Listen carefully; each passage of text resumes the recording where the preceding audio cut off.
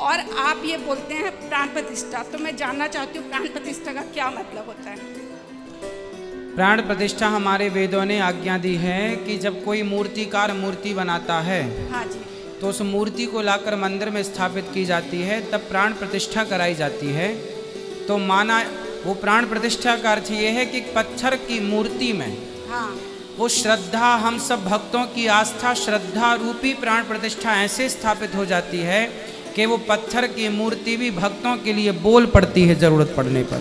अच्छा, जैसे प्रहलाद जी ने कह दिया कि इस खंबे पर भगवान है, तो प्रहलाद जी के लिए खंबा चीर कर भगवान प्रकट हो गए। मैं एक आर्टिस्ट थी, ये मेरा हाथ बनाने वाले भी भगवान है। मैं डेली गणेश जी की और कृष्ण जी की प्रतिमा बनाई करती थी। हाँ। एक दिन मेरे अंदर खुद ये ज्ञान आया कि मैं बना रही हूँ गणेश जी, लेकिन मुझे कौन बना सकता है? बिल्कुल। तो साक्षात भगवान हमारे अंदर बैठे हैं, और प्राण प्रतिष्ठा अगर कर रहे हैं तो वो अगर खंडित होते हैं तो उन्हें क्यों दबाया जाए? उस भाव से उनको पट्टी बांधे, एकदम साक्षात जिंदे को आप दबा क्यों रहे हैं? भावना तो ऐसी होनी चाहिए कि उनकी मलम पट्टी करें। हाँ, भावना तो ऐसी होनी चाहिए, लेकिन अपने यहाँ ना एक नियम और है, खंडित मूर्ति की पूजा नहीं होती। लेकिन भावना तो आप जैसे बताते हैं नदी किनारे दबा दो सारे भगवान हाँ। को, तो वो तो बेचारे प्यारे से भगवान है जिसको हम भोग लगाते हैं और सब कुछ करते हैं। खंडित हो गया तो उनको दबाया क्यों जाए? नहीं, खंडित पूजा का विधान नहीं है ना, इसलिए बहुत सारी चीजें ऐसी होती है। आप जैसे एक बार बोले अपन लोग ना वही मानते हैं जो वेद कहते हैं। परिवर्तन से बड़ा कोई कुछ नहीं होता। समय के साथ भगवान भी परिवर्तित होते नहीं, हैं। समय के साथ भगवान परिवर्तित होते हैं, पर धर्म और सत्य तो तब भी वैसा था, आज भी वैसा है, आगे भी देखिए, वैसा रहेगा। बच्चे पहले मुट्ठी बंद करके पैदा होते थे। वेद देखो, बच्चे- संसार की हर चीज बदली जा सकती है, हाँ। और समय के साथ बदलना भी चाहिए। हाँ जी, लेकिन 5000 साल पहले जो भगवान ने गीता में जो कह दिया है, हाँ जी। क्या आने वाले लाखों साल बाद भी उसमें कोई परिवर्तन करने की गुंजाइश है? गीता में तो ये लिखा है कि मैं आत्मा हूँ, मैं अजन्मा हूँ, मैं सूक्ष्म हूँ, मेरे को कोई पहचान ही नहीं सकता।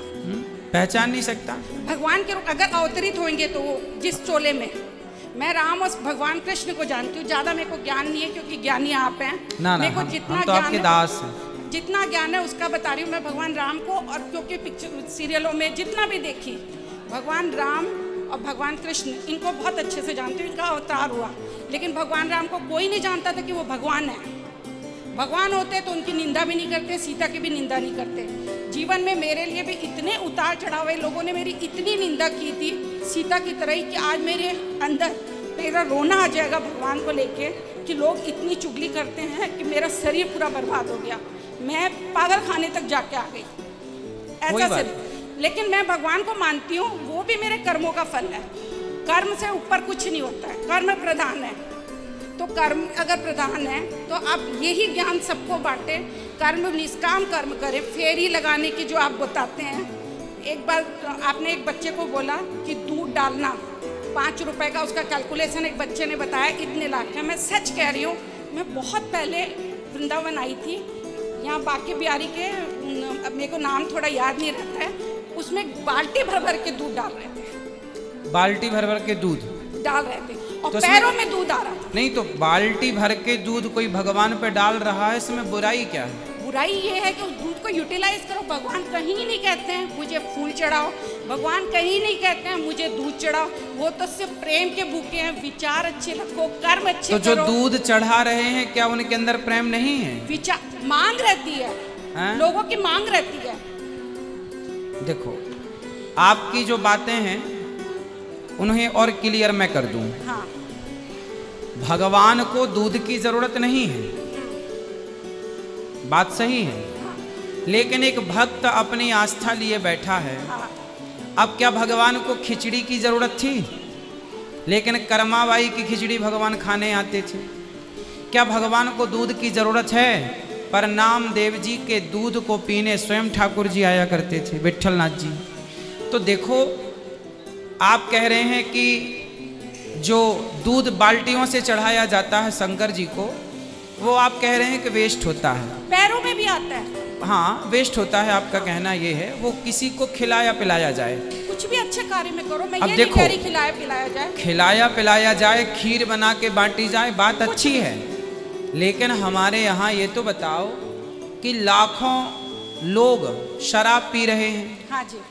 शराब का प्रचार टीवियों पर, बड़े बड़े सुपर डुपर स्टार फिल्मों पर धड़ल्ले से हो रहा है। मैंने आपका ये आज सब तक किसी से आपने सुना शंकर जी पर दूध क्यों चढ़ाया जाता है, वो गरीबों में क्यों नहीं बांटा जाता? ये सवाल आपने लाखों लोगों से सुना होगा, लेकिन आज तक सुना कि शराब पीने से कितनी माताओं बहनों का सिंदूर उजड़ जाता है, बेटियों का बाप चला जाता है, बच्चे अनाथ हो जाते हैं।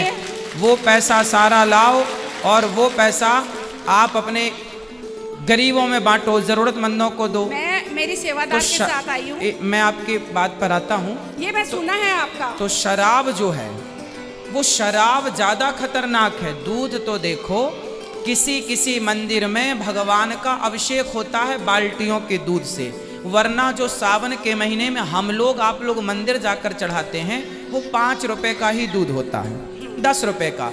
शराब का एक बोतल शराब कितने की आती होगी? 50 रुपए की, 100 रुपए की। और दूध कितने का आता है? शराब आती है 100 रुपए की, उसे पीकर आदमी बर्बाद होता है, और 5 रुपए का दूध चढ़ा के आदमी को संतुष्टि मिलती है कि मैंने भगवान के लिए कुछ किया। लेकिन जो कर्म करके आए हैं उसका फल हमें मिलना ही मिलना है, उसमें विधाता करता नहीं है। हाँ, भगवान करता है ही नहीं। मेरी सेवादार आई है, बहुत प्यार करती हूँ मैं उससे। उसका पति पूरे जीवन शराब पीता था। हाँ, वो उसको ठीक नहीं कर पाई। वो अपने बच्चों को छोड़ दिया, पति को छोड़ दिया, अपनी पत्नी को छोड़ दिया। वो सड़क पे रहा शराब पी के। लेकिन कर्मों का हिसाब किताब भगवान सबका लेता है। कुछ कर्म ऐसे करके आए होते हैं जिसका भुगतान हमें भरना पड़ता है। हाँ, तो इसमें आपका प्रश्न क्या है? कर्मों पर क्या सवाल मेरा है? कहना है भगवान करता ही नहीं है, तो हमें ये सब क्यों मांग रहती है? ये करने से ये हो जाएगा, ये करने से ये हो जाएगा।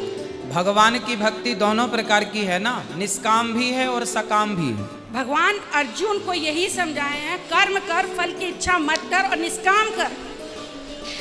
अरे भाई, कर्म तो करना है। हाँ, लेकिन कई बार भक्तों की इच्छा है। हाँ, भाई, भक्त की इच्छा है मैं भगवान से प्यार करता हूँ। अब मीराबाई ने भगवान से तो कुछ नहीं चाहा, पर भगवान से भगवान को तो चाहा। फिर आप बोलते झूठा नहीं खिलाना चाहिए घर में किसी को।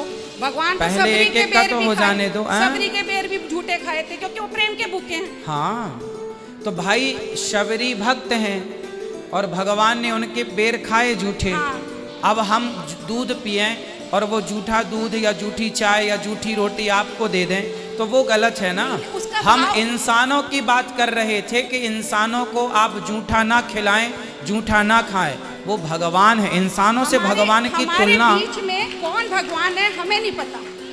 अच्छा, भगवान का कुछ भी नहीं पता कि कौन भगवान बनके कौन अवतार हो जाएगा, किस समय में। तो आप चाहते हैं कि आप झूठा खाएं तो नहीं, खाओ। नहीं, मैं झूठा खाने के लिए नहीं बोल रही हूँ। भगवान प्रेम के भूखे हैं। अब आप बोलते हैं ये जो सदना कसाई था, हाँ, ये मांस काटता रहता था, हाँ, और उसको भी भगवान प्रतिष्ठित हुए, हाँ, मिले। बिल्कुल।